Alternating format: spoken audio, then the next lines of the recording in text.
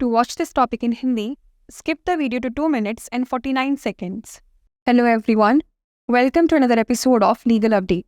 Today's topic of discussion is SC defines when lis pendens applies. First, let us see why is it in the news. Recently in the Mr. Siddham Sethi Infra Projects Private Limited versus Katta Sujata Reddy and others case, the Supreme Court held that the doctrine of lis pendens under Section 52 of the Transfer of Property Act 1882 applies from the moment a petition is filed in court, not when notice is issued. This ruling clarifies that the transfer of property during pending litigation can be affected from the date of petition filing. Let's look at the background of the case. In August 2022, the Supreme Court passed a judgment denying the specific performance of a property sale agreement. The petitioner filed a review petition in September 2022 to challenge this judgment within the limitation period. The review petition had defects, which the petitioner cured by November 2022. Notice was issued in September 2024, but the property was sold in the interim. The respondents argued that lis pendens should not apply since the petition was initially defective. The court clarified that the doctrine applies from the date of filing regardless of later procedural steps. The court observation was as follows. The bench comprising former Chief Justice D.Y. Chandrachud, Justices J.B. Pardiwala and Manoj Mishra ruled that the doctrine of lis pendens ensures the court's process isn't undermined by property transfer during litigation. Section 52 of the TPA mandates that any property transfer during litigation is subject to the final case outcome. Lis pendens begins at the institution of a suit or proceeding even if the petition is initially defective or pending in the registry. Let's know more about the doctrine of lis pendens. Lis pendens is a Latin word that means pending litigation. It is based on a legal maxim, pendente lite nihil innovator, which means nothing new should be introduced during pendency of a litigation.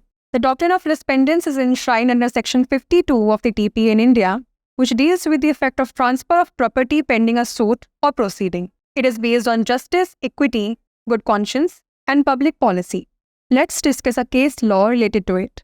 Vinod Seth versus Devinder Bajaj and others, 2010. In this case, the suit property was exempted by the Supreme Court from application of doctrine of lis pendens on furnishing security of rupees 3 lakh. Before we wrap up, here's a question for you.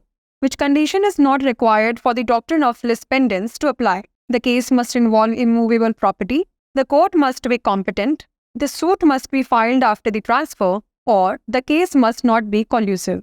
Send the answer to this question in the comment section. Thanks for watching. नमस्कार, legal update programme में आपका स्वागत है। आज हमारी चर्चा का विषय है सुप्रीम कोर्ट ने lis pendens को परिभाषित किया। सबसे पहले जान लेते हैं यह चर्चा में क्यों है।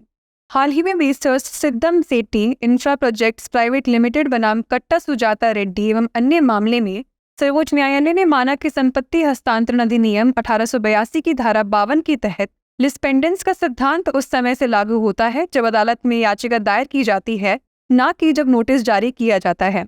इस फैसले से यह स्पष्ट होता है कि लंबित मुकदमे के दौरान संपत्ति का हस्तांतरण याचिका दायर करने की तारीख से प्रभावित हो सकता है। आइए जान लेते हैं मामले की पृष्ठभूमि। अगस्त 2022 में सुप्रीम कोर्ट ने एक संपत्ति बिक्री समझौते के विशिष्ट निष्पादन को अस्वीकार करते हुए एक निर्णय पारित किया। याचिकाकर्ता ने इस निर्णय को सीमा अवधि के भीतर चुनौती देने के लिए सितंबर 2022 में एक समीक्षा याचिका दायर की। समीक्षा याचिका में खामियां थीं, जिन्हें याचिकाकर्ता ने नवंबर 2022 तक ठीक कर लिया। सितंबर 2024 में नोटिस जारी किया गया, लेकिन इस बीच संपत्ति बेच दी गई।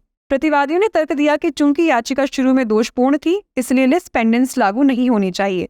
न्यायालय ने स्पष्ट किया कि यह सिद्धांत बाद में किए जाने वाले प्रक्रियात्मक कदमों पर ध्यान दिए बिना दाखिल करने की तिथि से ही लागू होता है। न्यायालय की टिप्पणी की बात करें तो मुख्य न्यायाधीश D.Y. चंद्रचूड़, न्यायमूर्ति J.B. पारदीवाला और न्यायमूर्ति मनोज मिश्रा की पीठ ने फैसला सुनाया कि lis pendens का सिद्धांत ये सुनिश्चित करता है कि मुकदमेबाजी के दौरान संपत्ति हस्तांतरण से अदालत की प्रक्रिया कमजोर ना हो। TPA की धारा 52 में यह प्रावधान है कि मुकदमेबाजी के दौरान किसी भी प्रकार का संपत्ति हस्तांतरण मामले के अंतिम परिणाम के अधीन होगा। lis pendens का मुकदमा या कार्यवाही संस्था से शुरू होता है, भले ही याचिका शुरू में दोषपूर्ण हो या रजिस्ट्री में लंबित हो। चलिए जान लेते हैं lis pendens के सिद्धांत के बारे में। lis pendens एक लैटिन शब्द है जिसका अर्थ है लंबित मुकदमा। यह एक कानूनी कहावत pendente lite nihil innovator पर आधारित है, जिसका अर्थ है कि मुकदमे के लंबित रहने के दौरान कुछ भी नया पेश नहीं किया जाना चाहिए। धारा 52 के अंतर्गत lis pendens का सिद्धांत निहित है, जो किसी मुकदमे या कार्यवाही के लंबित रहने तक संपत्ति के हस्तांतरण के प्रभाव से संबंधित है। यह न्याय, समानता, अच्छे विवेक और सार्वजनिक नीति पर आधारित है। आइए जान लेते हैं इससे संबंधित एक केस के बारे में। विनोद सेठ बनाम देवेंद्र बजाज और अन्य 2010। इस मामले में उच्चतम न्यायालय ने 3 लाख रुपए की प्रतिभूति प्रस्तुत करने पर लिस्पेंडेंस के सिद्धांत के आवेदन से वाद संपत्ति को छूट दी थी।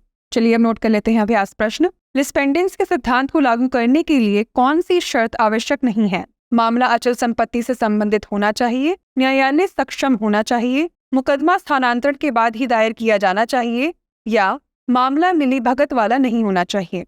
इसका उत्तर हमें कमेंट सेक्शन में जरूर भेजिएगा। ऐसी और वीडियोस देखने के लिए लाइक, शेयर और सब्सक्राइब करना ना भूलें। धन्यवाद।